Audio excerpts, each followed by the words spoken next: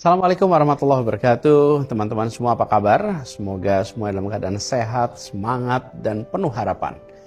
Hari ini saya ingin berbagi cerita.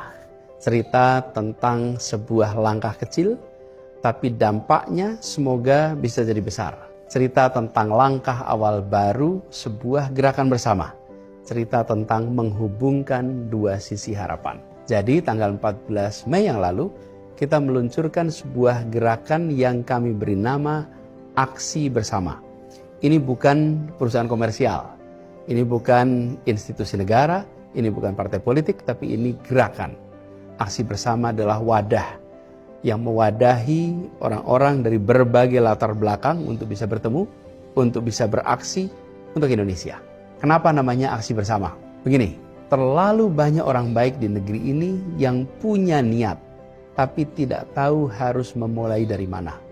Dan terlalu banyak pula masalah nyata yang kita hadapi, tapi kita tidak semua bisa langsung ditangani oleh pemerintah. Maka kami hadir sebagai jembatan antara niat baik dengan aksi nyata, antara masalah dengan solusi. Aksi Bersama adalah ajakan untuk tidak tinggal diam, jangan hanya menunggu, tapi mulai bergerak. Jadi apa sebenarnya Aksi Bersama itu? Ini adalah sebuah gerakan sosial gotong royong. Bukan untuk satu orang, bukan untuk satu kelompok, tapi untuk siapa saja yang peduli dan ingin terlibat. Kami ingin memfasilitasi karya nyata, membangun yang dibutuhkan rakyat. Bukan sekedar yang mudah, tapi yang berdampak. Kita bisa mulai dari yang kecil, yang konkret, dan yang sangat dibutuhkan. Dan bisa dilakukan bersama-sama. Bukan proyek-proyek besar yang perlu dana triliunan, tapi proyek-proyek yang langsung terasa manfaatnya. Dan proyek pertama kami adalah membangun jembatan gantung. Beberapa hari yang lalu kami baru saja menyelesaikan sebuah proyek pertama kami, jembatan gantung di Dusun Cikembang, Desa Cihanjuang, Kecamatan Cibaliung, Kabupaten Pandeglang, Provinsi Banten. Kami sebut jembatan gantung ini sebagai titian persatuan.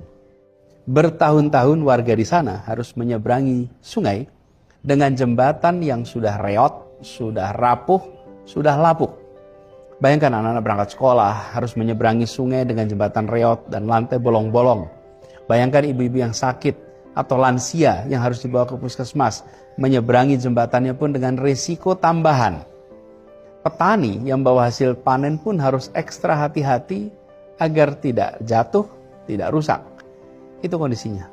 Dan sekarang jembatan barunya sudah berdiri. Aman, layak. Bukan hanya jembatan fisik, tapi jembatan harapan. Banyak yang bertanya, kenapa mulai dari jembatan?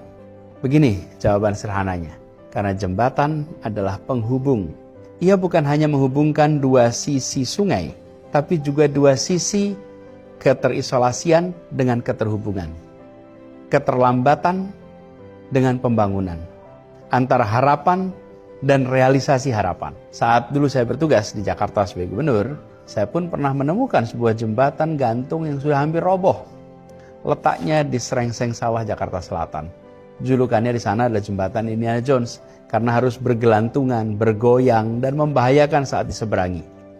Setiap hari, anak-anak sekolah, ibu-ibu membawa barang belanjaan, atau pekerja yang berangkat ataupun pulang harus lewat di jembatan yang bergoyang dan berisiko itu. Saya ingat betul rasa khawatir warga karena satu kesalahan saja ketika berada di jembatan gantung itu bisa berujung kecelakaan yang fatal. Dan pada waktu itu saya juga tersadarkan, ternyata membangun jembatan tidak sesederhana yang dibayangkan.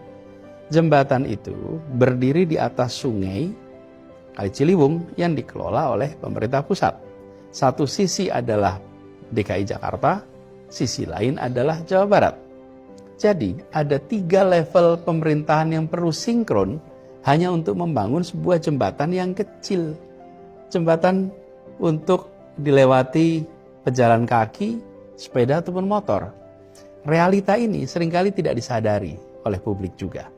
Jadi di balik jembatan reot yang belum dibangun di berbagai pelosok negeri, seringkali ada kerumitan administrasi, soal kepemilikan lahan, soal siapa yang punya kewenangan, siapa yang memiliki lahan di situ, bagaimana soal anggarannya. Nah, karena itu kita juga jangan mudah menghakimi pemerintah daerah. Kita perlu paham bahwa sering niatnya sudah ada tapi eksekusinya terkendali. Nah, dalam prakteknya di Indonesia ini sungai sering dijadikan sebagai batas wilayah. Wilayah antar desa, antar kecamatan, antar kabupaten, antar provinsi. Sehingga kerumitan yang tadi saya sampaikan benar-benar menjadi problem utama. Siapa yang harus nanti mengalokasikan untuk anggarannya, sumber dayanya? Nah, disitulah kemudian kita ingin hadir bersama untuk memberi solusi. Disitulah kemudian kenapa aksi bersama memilih hadir. Bukan untuk menggantikan pemerintah, tapi untuk mengisi celah yang belum sempat terisi. Bukan untuk menyalahkan, tapi untuk membantu dan menghasilkan karya nyata yang dirasakan manfaatnya. Jadi, jembatan bukan hanya simbol pembangunan fisik, tapi ini juga simbol perjalanan menuju masa depan. Ketika akses itu dibuka, maka pendidikan jadi lebih mudah dijangkau. Pasar lebih mudah dijangkau, ekonomi menjadi lebih baik. Pelayanan dasar bisa sampai ke pelosok-pelosok desa-desa. Dan kita sadar bahwa Indonesia punya ribuan jembatan yang belum dibangun, yang butuh perbaikan.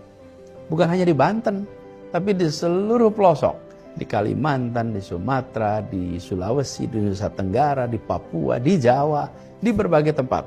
Dan setiap satu jembatan dibangun, ada ribuan kemungkinan kesempatan yang terbangunkan. Karena itu walau aksi bersama nantinya akan punya banyak jenis karya, tapi kami sepakat bahwa saat ini, di awal ini kita memulai dengan prioritas satu, membangun jembatan gantung. Itu prioritas kita sekarang. Dan kenapa ini kita lakukan? Ya karena jembatan tadi membuka jalan bagi semua yang lain, bahkan bagi perubahan yang lebih besar di tempat itu. Sekarang saya ingin mengajak kepada teman-teman semua. Kalau Anda pernah merasa ingin berbuat sesuatu untuk negeri ini, tapi tidak tahu harus mulai dari mana, mari aksi bersama ini jadi tempat untuk kita semua. Kalau kita punya waktu, tenaga, keahlian, apapun profesi teman-teman, bisa insinyur, arsitek, tukang batu, pegiat sosial, pekerja kemanusiaan, pegiat media sosial, penulis, desainer, ibu rumah tangga, atau siapapun yang peduli, yang punya harapan yang sama. Kami membuka pintu dan kami mengajak untuk mari bersama-sama. Bahkan untuk teman-teman yang hanya bisa menyuarakan, yang saat ini baru bisa membagikan cerita kepada yang lain, kerjakan itu. Itu adalah bagian dari aksi bersama. Karena ini bukan tentang satu orang, ini adalah tentang kita semua. Jadi teman-teman semua, aksi bersama ini bukan solusi akhir. Ini adalah solusi awal. Langkah pertama untuk menjahit kembali harapan yang sempat robek. Untuk menunjukkan bahwa kita masih punya kepedulian. Kita masih punya energi. Kita masih punya mimpi dan kita mau bekerja untuk mewujudkan mimpi itu. Saya percaya bangsa ini tidak kekurangan orang baik.